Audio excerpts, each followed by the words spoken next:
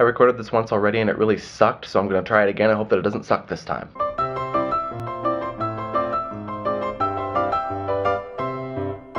So today I'm going to review the first book off of my favorites list. By the way, when I say first book, I don't mean that it's my absolute favorite, like it's first in the order of favorites. It's just the first book that I happen to read. I'm not reading these in really any particular order, just the order I happen to pick them up. So I should put a disclaimer at the front of this and say that, first of all, this will contain spoilers. I mean, in as much as a book like The Book Thief can actually contain spoilers. So I would recommend that if you have not read the book, to stop watching this video and go read it.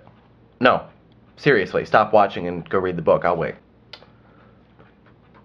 So The Book Thief is a story about a young girl who lives in Nazi Germany at the beginning of World War II. This girl is named Liesel, and she learns how to read through books that she has stolen. And she discovers the power of the written word in these books and the power of the written word all around her. If you think about it, World War II was really started as a war of words. Hitler used his words and other people use their words to grab hold of the people and make them feel a pride in themselves and a hatred for anybody who was not like them. And this book is about Liesel's own discovery of the power of words and her way of using them against Hitler's. So on the surface, it's a pretty ordinary story, really. It's your typical World War II story about a girl who grows up, and it's a lot like Number of the Stars in a way. Nothing against Number of the Stars, that's another book that's on my list. But the story, ordinary that it is told from an interesting point of view. You see, the primary narrator of this story is none other than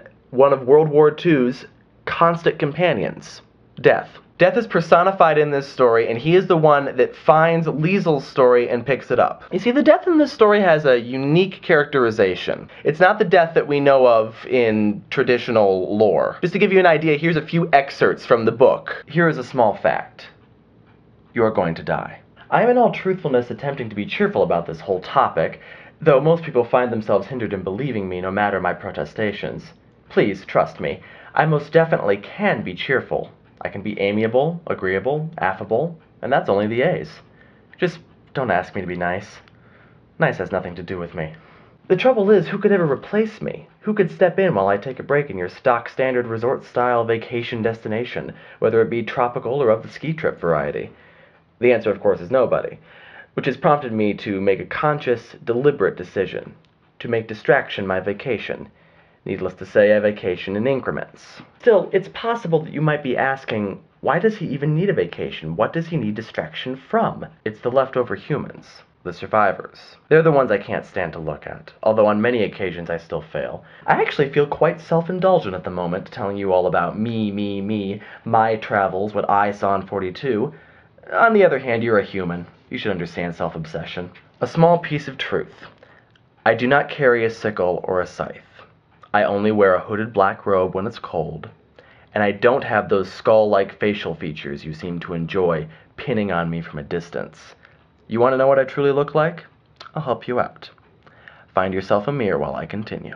And so Death comes off as somebody who is just kind of doing this job. His mood shifts. Sometimes he's sympathetic and amiable. Sometimes he's cynical and sarcastic and very, very bitter. But overall, he is just extremely tired. And essentially, he uses this story both as a distraction, but also to kind of try to restore his faith in humanity, to convince himself that humanity is really worth his time. So essentially this story has two storytellers. We have Death, who is the primary narrator, but we also have Liesel, because it is her story. She wrote it down and Death is just relaying it to us. And so the presence of these two narrators add an extra layer of depth to the story in a few ways.